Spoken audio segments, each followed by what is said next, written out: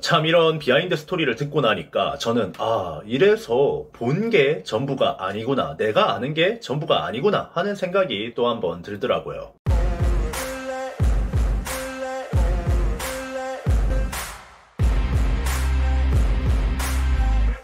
자, 유튜브 시청자 여러분들 반갑습니다. 인지웅입니다. 한 보름쯤 전에 워너스의 레이븐 사태라고 있었습니다. 제가 따로 영상으로 다루지는 않고 있었는데 결국에는 워너스의 레이븐이 탈퇴를 함으로써 사건이 일단락되어 가고 있는 것 같습니다. 남자 아이돌 워너스, 사람들은 남자 아이돌을 잘 모를 수 있겠지만 그래도 꽤나 오랫동안 활동한, 그리고 실력 있는 아이돌 중에 하나입니다. 오늘은 갑자기 거기에서 왜 멤버 하나가 탈퇴를 하기까지 했는지 다뤄보면서 거기에 대한 제 생각을 조금 이야기해볼까 해요.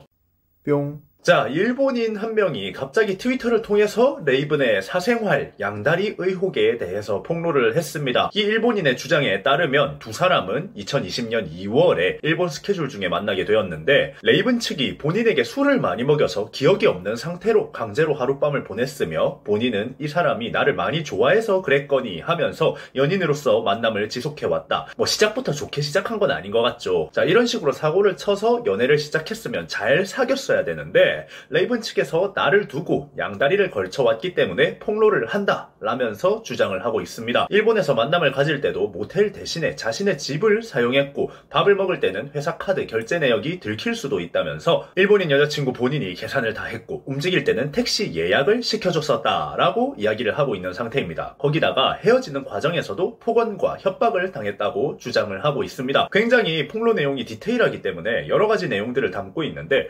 본인과 연애를 하고 있는 도중에 레이븐은 자기 회사 RBW의 연습생 출신인 다른 여자와도 교제를 했으며 한때 건강상의 이유로 활동을 중단하겠다고 했었는데 그게 사실은 여자 문제가 꼬여서 연애 문제를 해결하기 위해서 휴식을 했던 것이다. 레이븐과 교제를 시작한 지 2년이 지난 후 한국에서 살기 위해서 이사까지 왔었다. 레이븐은 나의 집을 모텔처럼 사용했고 나중에 레이븐이 같은 소속사 연습생 출신인 여자와 바람을 피우고 있었다는 사실을 알게 되자 레이븐은 그냥 친구다라고 해명을 했지만 알고 보니까 본인과 만난 지 10달 만인 2020년 12월부터 연애를 하고 있었더라. 레이븐과 양다리를 걸친 여자친구는 본인에게 폭력적인 말로 겁을 먹게 만들었으며 결국에는 레이븐과 헤어졌는데 레이븐이 집 열쇠를 가지고 있어서 헤어진 이후에도 본인의 집에 침입하는 일들이 생겼고 집과 전화번호를 바꾸고 이사를 했고 정신과 치료를 받고 있다. 레이븐과 연애를 후회하지 않지만 남자 아이돌이라면 더 나은 사람이어야 하지 않겠는가 라면서 폭로글을 올리게 되었습니다. 그러면서 이제 증거들을 꺼내놓는데 증거들이 굉장히 구체적입니다. 서로 카톡을 주고받은 내용들이 있고 레이븐이 집에 찾아왔을 때 현관에 녹음되어 있는 CCTV 영상이라던가 통화 녹취본, 같이 쓰던 커플 키링 등을 증거물로 내밀었습니다. 여기에 대해서 RBW 측은 처음 폭로가 나온 시점에서 사과문과 함께 억울한 부분들이 있다 라고 이야기를 하고 있습니다. 소속 아티스트의 사생활 이슈로 많은 분들께 심려를 끼쳐 드리게 된 점은 깊은 사과의 말씀을 드립니다 라고 전하며 일본인 전 여친이 폭로한 글 중 거짓된 사실과 악의적인 편집이 들어가 있다. 그 부분에 대해서 소송을 하여 사실관계를 밝히겠다 라고 이야기를 했습니다. 하지만 2주가 지난 지금 결과적으로는 레이븐은 워너스 탈퇴를 하게 되었는데요. RBW 측의 입장은 계속 똑같습니다. 탈퇴는 팀의 피해를 우려해서 레이븐이 탈퇴를 했지만 폭로글에는 거짓이 섞여 있다 라는 이야기를 하고 있습니다. 워너스 팬들 입장에서는 처음에는 사진이나 카톡 정도로 어떻게 믿냐, 그냥 아기를 품은 전 여친의 복수국이다 이런 태도를 유지했었지만 결국 녹취본이 풀리면서 여론이 많이 뒤집힌 것 같아요. 녹취본을 한번 들어보시고 가실게요.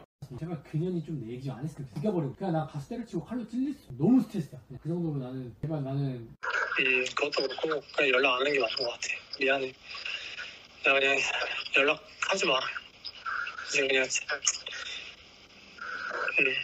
차단할게. 연락하지 마. 번호 바꿀 거고. 그만해줘. 진짜 계속 연락 오면은 나도 회사에서 지금 그렇게 할 수도 있거든? 아니야. 끊을게.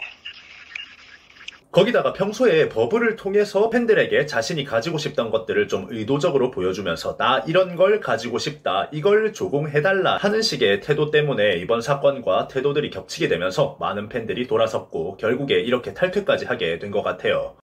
뿅. 이번 사건에 대해서 제 생각을 좀 이야기해보려고 합니다. 우선은 RBW에서 레이븐의 평가가 어땠는가 하는 점이겠지요. 제가 또 RBW랑 같이 일하던 분들을 인터뷰도 많이 데리고 왔었고, 워너스 안무 디렉터나 댄서, 트레이너 이런 분들을 지인으로 두고 있고, 워너스 이야기는 간간히 듣고 있습니다. 그런데 말이죠, 워너스의 이제 주변 분들 같은 경우는 레이븐이 이번 사건이 터졌다고 했을 때 좀 다들 충격을 먹는 분위기였어요. 그런 모범생 같은 애가 어떻게 뒤에서 그러고 다녔나 하면서 탄식을 하셨습니다. 실제로 워너스 안에서 가장 트레이닝 받을 때 태도가 좋고 열정적인 멤버들 중에 한 명을 뽑아보라고 하면 꼭 레이븐이 들어가 있을 정도로, 레이븐은 연습할 때 굉장히 열정적이고 선생님들한테도 사근사근했으며 체력적으로 지치거나 하는 순간에도 늘 끝까지 따라오던 멤버들 중 하나였다. 트레이닝 할 때 이 친구는 나이가 좀 있어서 그런지 사회성도 가지고 있고 마지막이라는 생각으로 열심히 한다는 게 눈에 보였다. 이런 평가들을 많이 해주셨었거든요. 그런 상황에서 이런 사생활 논란이 터져버리니까 좀 다들 충격을 받은, 왜 그랬지? 다른 애도 아니고 레이븐이 그랬다고? 뭐 이러는 반응이었습니다. 폭로글에도 보면은 다른 아이돌들 레이븐이랑 친하게 지내려고 하지 않는다, 뭐 이런 폭로들도 있었는데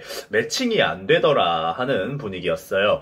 워너스 담당하신 분들의 이야기를 들어보면 워너스는 이런 이야기들을 간간히 꺼내고는 했다고 합니다. 우리가 연차도 좀 됐는데 아직 인기가 그렇게 많지 않다. 몇 번이나 없어질 뻔했던 그룹이고 지금도 언제 없어질지 모르는 늘 불안한 상태에 있다. 컴백이나 활동마다 이게 마지막일 수도 있겠다라는 생각으로 준비를 한다. 솔직히 무서운데 우리가 할 수 있는 건 열심히 하는 것밖에 없다. 이런 말을 했다고 해요. 이런 태도를 가지고 늘 연습에 열심히 임하는 팀인데 그 중에서도 정말 열심히 했던 게 레이븐이었다고 합니다. 참 이런 비하인드 스토리를 듣고 나니까 저는 이래서 본 게 전부가 아니구나, 내가 아는 게 전부가 아니구나 하는 생각이 또 한 번 들더라고요.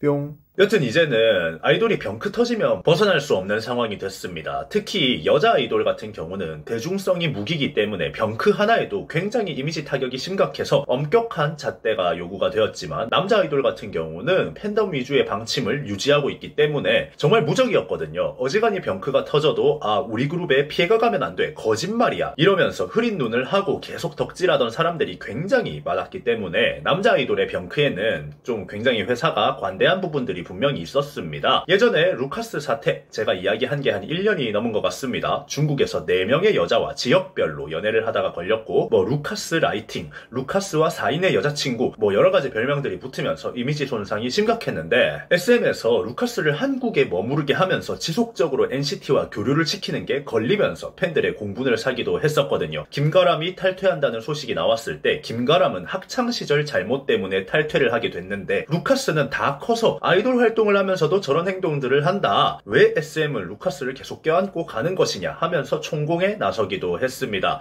그런데 요즘 K-팝이 세계화가 되면서 회사는 도덕적인 요구를 더 심각하게 받아들여야 하는 시점이 온 것 같아요. 웃긴 점은 외국 팬들 같은 경우는 사건 사고를 확실하게 모르거나 알고 싶지 않아 하는 경향이 강해서 이런 것들이 터지면 옛날 남자 아이돌 팬덤 마냥 흐린 눈하고 무적의 실드를 치는 경향이 강하다는 거죠. 참 거꾸로 가고 있다는 생각이 드는데, 여튼 회사 측에서도 분명히 억울한 부분, 그리고 본인도 분명히 억울한 부분이 있을 겁니다. 지금까지 연예인들 병크 봤을 때 자기들 딴에는 억울한 부분들 다 있었습니다. 하지만 중요한 건 그거라고 생각해요. 폭로의 사건에서 폭로자의 관점에서 부풀려진 부분이 있어서 억울한 점이 있는 것까지는 이해를 하겠지만, 결국 그 주제, 폭로의 주제, 알맹이가 진짜인가 아닌가, 저는 늘 그게 중요하다고 생각을 합니다. 왜냐하면 저지른 입장에서는 본인들만의 이해관계가 있고요, 당한 입장에서는 그 일이 더 크게 느껴지는 거기 때문입니다. 중요한 건 부풀려졌냐 아닌가가 아니라 그 주제를 했는가 하지 않았는가 라고 생각을 합니다. 개인적으로는 이제 남자 아이돌의 경우도 병크가 터지면 나가야 한다 하는 그런 부분이 된 것 같아서 이 부분에서는 저는 나름 긍정적인 신호가 아닌가 하면서 보고 있는 상황이에요. 여러분들은 이번 영상 어떻게 생각하셨나요? 지금까지 인중이었습니다. 감사합니다.